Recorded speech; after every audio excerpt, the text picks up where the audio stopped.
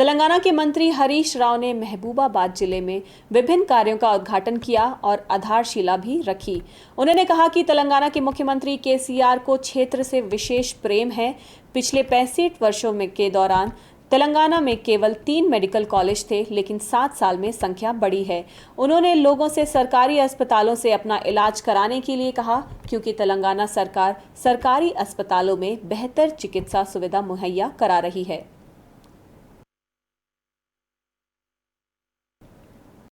కాంగ్రెస్ బీజేపీలు ఇలా వాళ్ళిద్దరు కలిసి ఈ టీఆర్ఎస్ పార్టీని ఎదుర్కోవాలని కుట్రలు చేస్తున్నారు. వాళ్ళకి దమ్ము లేదు. ఒంటరిగా టీఆర్ఎస్ ని ఎదుర్కోలేమని ఇద్దరు కూడా కుట్రలు పన్నుతున్నారు. మనం ఒకటే ఆలోచించుకోవాలి. టీఆర్ఎస్ పార్టీ అనేది తెలంగాణ జాతి పార్టీ. తెలంగాణ ప్రజల హృదయాల్లో పుట్టిన పార్టీ.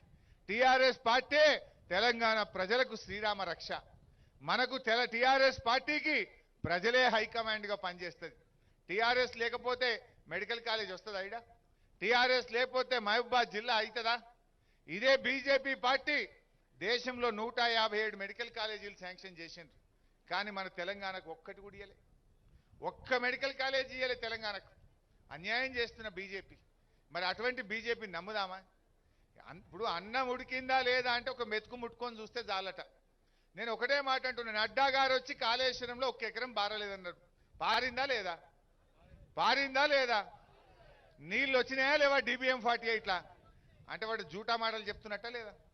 మరి భారతీయ జనతా పార్టీ అంటే భారతీయ జూటా పార్టీ. అది అంటే ఆ సోషల్ మీడియాలా, వాట్సాప్లా, ఫేస్బుక్లా దుష్ప్రచారాలు చేస్తూ, తప్పుడు ప్రచారం చేస్తూ, ప్రజలను రెచ్చగొడుతూ 4 ఓట్లు సంపాదించాలనే ప్రయత్నం చేస్తారు.